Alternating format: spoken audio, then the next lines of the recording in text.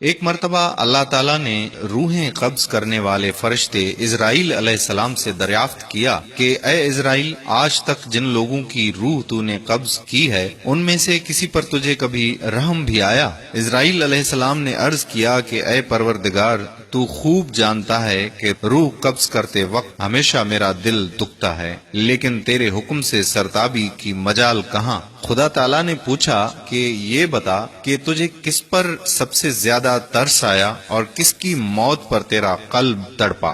اسرائیل علیہ السلام نے عرض کیا کہ یا الہی، ایک موت ایسی ہے جو نہیں بھولتی، اور وہ غم ایسا ہے جو تنہائی میں بھی میرے ساتھ رہتا ہے۔ ایک کشتی مرد و زن سے بھری ہوئی سمندر میں سفر کر رہی تھی۔ اللہ عز و جل نے حکم دیا کہ اس کشتی کو فنا کر دے۔ میں نے کشتی کو پاش پاش کر دیا۔ پھر آپ نے فرمایا کہ سب مرد و زن کی روحیں قبض کر، لیکن ایک عورت اور اس کے نوزائیدہ بچے کو چھوڑ دے۔ میں نے اس حکم کی بھی تعمیل کی، سب کی جانیں قبض کر لی۔ ایک بہتے ہوئے تختے پر ماں اور اس کا بچہ رہ گئے۔ سمندر کی لہریں اس تختے کو اپنے ساتھ لے آگے بڑھتی رہیں، اور تیز ہوا نے اسے انن فنن سینکڑوں میل دور سمندر کے کنارے پر پہنچا دیا۔ میں اس ماں اور بچے کے بچ جانے سے بہت خوش ہوا، لیکن اسی آن حکم صادر ہوا کہ اے اسرائیل، جلد ماں کی روح قبض کر اور بچے کو اکیلا چھوڑ دے۔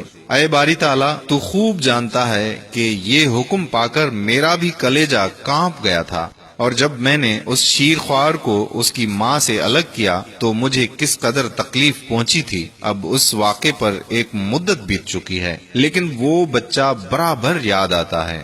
حق جل شانہ نے اسرائیل علیہ السلام کی عرض سن کر فرمایا، کیا تو جانتا ہے کہ وہ بچہ اب کہاں اور کس حال میں ہے؟ اسرائیل علیہ السلام نے عرض کیا، اے میرے پروردگار، تجھی کو معلوم ہے۔ ارشاد ہوا کہ اے اسرائیل سن، جب تو نے ماں کی روح قبض کی اور بچے کو تنہا چھوڑ دیا تو ہم نے سمندر کی ایک موج کو حکم دیا کہ اس بچے کو احتیاط سے ایک ویران جزیرے میں ڈال دے۔ اس جزیرے میں ایک سرسبز اور گھنا جنگل تھا، یہاں صاف شفاف میٹھے پانی کے چشمے بہتے تھے اور بے شمار پھلدار درخت تھے۔ اس جزیرے پر ہم نے اپنے فضل و کرم سے محض اس بچے کی خاطر لاکھوں خوشنوا اور حسین پرندے بھیجے جو ہر وقت چہچہاتے اور نئے سے نیا راگ آلاپتے تھے۔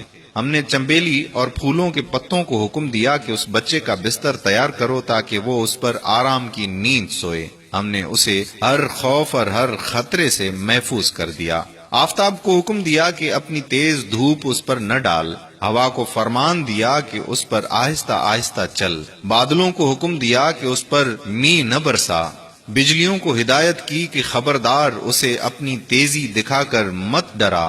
انہی دنوں جنگل میں بھیڑیے کی مادہ نے بچے دیے تھے، ہم نے اسے حکم دیا کہ اپنے بچوں کے ساتھ اس آدمی کے بچے کو بھی دودھ پلا، اس کی دیکھ بھال کر اور اسے کوئی تکلیف نہ پہنچنے دے۔ اے اسرائیل، اس نے بھی ہمارے حکم کی تعمیل کی، یہاں تک کہ وہ تنہا اور بظاہر بے یار و مددگار بچہ پرورش پا کر خوب صحت مند اور بہادر ہو گیا۔ ہم نے اس کے پاؤں میں کبھی کانٹا بھی نہ چبھنے دیا۔ دنیا جہان کی نعمتیں اسے عطا کیں اور وہ ان کا شکر بھی ادا کرتا تھا۔ اور اب اے ملک الموت، تو جانتا ہے وہ بچہ کہاں اور کیا کر رہا ہے؟ اسرائیل علیہ السلام نے سجدہ کرتے ہوئے عرض کیا کہ اے پروردگار، تجھی کو علم ہے۔ اللہ تعالیٰ نے فرمایا کہ وہ بچہ نمرود بن گیا، اور اسی نے میرے خلیل ابراہیم علیہ السلام کو آگ کے الاؤ میں جھونکا ہے۔ اب وہ خدائی کا دعویٰ کر کے لوگوں کو میرے راستے سے ہٹاتا ہے اور ان پر تشدد کرتا ہے۔ اللہ اکبر، اللہ اکبر۔ قارئین اکرام، ایک وہ مہربان پالنے والا جو اتنی ساری نعمتیں عطا کرتا ہے اور ہم ناشکرے بن جاتے ہیں، اس حد تک کہ نمرود نے خدائی کا دعویٰ کر دیا۔ اور بے شک اللہ کسی کے ساتھ ظلم نہیں کرتا۔ نمرود نے اپنے اوپر ظلم کیا اور اس کو ملنے والے عذاب کی مثال رہتی دنیا تک قائم رہے گی۔ ہمیں ہر وقت اللہ تعالیٰ کی نعمتوں پر شکر ادا کرنا چاہیے، یہی ہمارے حق میں بہتر ہے۔ اگر آپ نے ابھی تک ہمارا پیج پیارا اسلام لائک نہیں کیا تو ابھی سے لائک کر دیجئے تاکہ ہم ایسی مزید معلوماتی ویڈیوز آپ تک پہنچاتے رہیں۔